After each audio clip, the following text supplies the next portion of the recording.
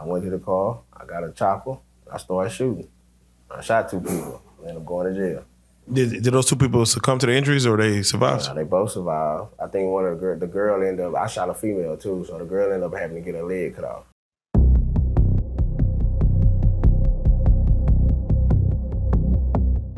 Prison Stories 101.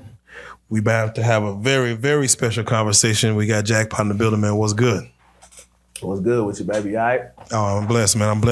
Let's go and do it like this, man. Every time someone's brand new to the platform, we always try to have them reintroduce themselves and tell them how much time you did. Yeah, man. I'm Pat James. You know what I'm saying? Better known as Duty. Did 15 years in the pen, 10 years in the state, 5 years in the feds. Ooh, okay. Let's have that conversation then, man.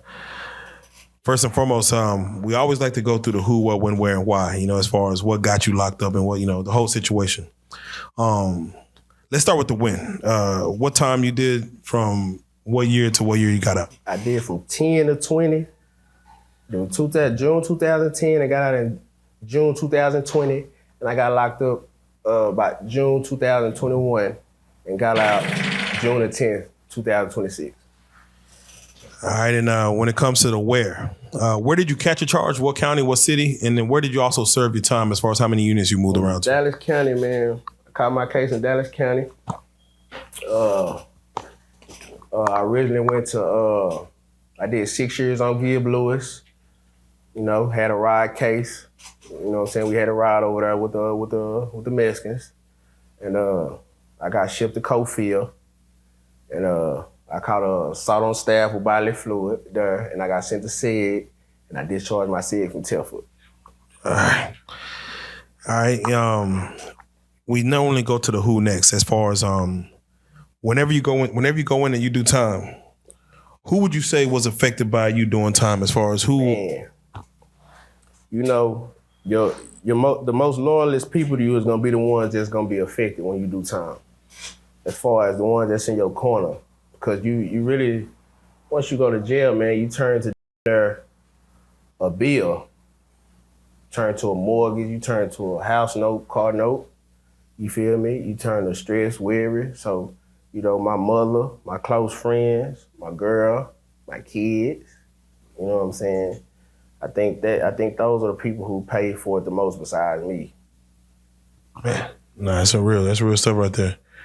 All right, let's go and get into it, man. We got to speak on the what. Of course, you coming in, and even you, shout out Rainwater as far as putting you on this platform or getting me a hold of you.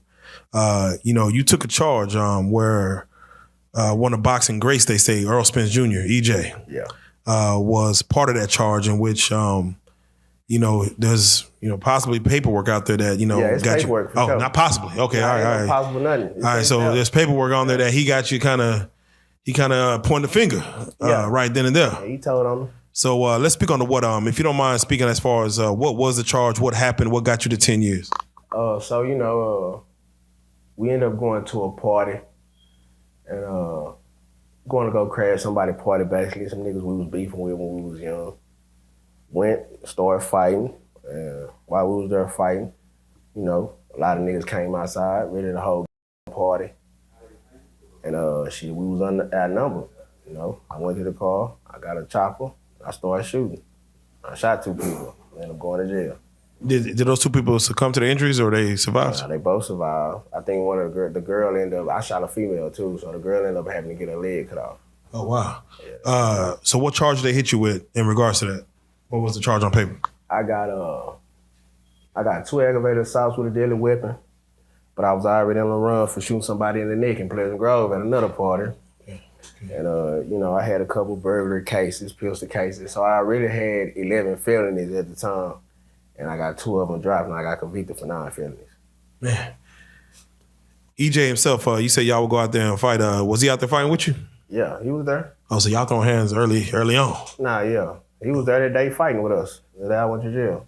Okay, were y'all knockout kings, or were y'all just, did y'all take a lot of losses back then? Or Nah, we had the dub, man. We was the smallest clique too, man. Mile 6, man. We was the smallest clique, bro. You feel me? So wait, what was the biggest fight y'all had? How many people was part of that? Oh man, we done had, we got little homeboys and shit. We used to click up with and shit like that. Oh, what was the biggest fight we got in, man? What you think? I wouldn't say the biggest, but the most interesting when we had about 330. Oh yeah, nah, that's for sure. That's for sure. How deep was they? How deep was 330? We were probably about the same, you know what I'm saying? We probably had the same. No, they had a little bit more than us though. They had more. Shout out to my Matron, man. My Cinco too, man. As a matter of fact, man, that's my sandbox nigga, man. 330 nigga, man. Shout out. Nah, for sure. What was that? Was that 10 on 10 or what you say that was? Ooh. About a dub. That was about a dub. Damn, okay. God, that was about a dub, man. We used to do it. Man. We used to fight ski mask, KLK, dub. We used to get into it, everybody, man. Damn. So in this certain situation, of course, you pull out a chopper, two people are hit. How did the police catch you? Like, what happens after that? Shit, I ran, got away from the scene. This is where everybody gonna call me the stupidest. I walked back to the scene. Damn. I had to come back to the scene, man. I didn't know what was going on. I didn't know what had transpired with my partners and shit. You didn't want to walk to like a bus stop and... Man, I didn't even know where the I was at. I seen the helicopter land. I followed the helicopter. They led me to a tow truck. They had my partner car and had EJ car on the back of it. They let me know what street we was on. I walked to the street. That bitch flooded with police. And you kept walking, you kept going forward? I walked up to the police. You also got two trying to fight me at the same time, man. You know what I'm saying? Nigga done told on me right there on the spot. You feel me? Damn. Yeah, so. What did EJ run? Did he take off, or do you even see what happened after you started shooting? When I came back, him and my partner RJ was sitting on the curb in handcuffs. So they got caught somehow, some way. Yeah. Damn, okay, it was on. And see, when we came, us coming to the party, I told them to block the car. I told them to block the street off. I told them to park diagonal in the middle of the street so couldn't no cars drive down the street. Oh, so y'all had a setup already before y'all got there as far as here's how we doing. I mean, everybody fight, but that's what I did. Okay. That's what I did. You feel what I'm saying? So, Yeah, that makes sense. Okay, all right. So whenever we talk about the what, and we're gonna get back to like when the police caught you, but whenever a judge, you did 10 on that first run when you're basically sitting, you already had I'm assuming a run-in with the laws before. Yeah, I had a couple. I'm assuming you probably sat in loose Derrick or something, or yeah. Okay, a couple times. We always try to ask the why, like meaning, why are you sitting right here in front of a judge facing, at that time, 10 years of your life being taken away? What was it about you? What was it about growing up? What was it about? Was it lack of parenting? Was it trying to get money, trying to be cool in front of homeboys? What was it for you that got you in that situation, would you say? I'm not gonna say it was lack of parenting at all because for the most part, I didn't have a perfect mother, but I had the best mama, you hear me? She had my back regardless. Regardless if I did some wrong shit or right shit, she gonna get on my ass, but she gonna have my back. You know what I'm saying? Until the situation is over, then she gonna get on my ass. You feel what I'm saying? I ain't never met my daddy, so you know what I'm saying? I don't blame that shit on that. You feel what I'm saying? I don't blame that shit on that, man. That was just, me having to learn shit on my own in just different ways. Just me basically just being in the street, man, just trying to figure shit out.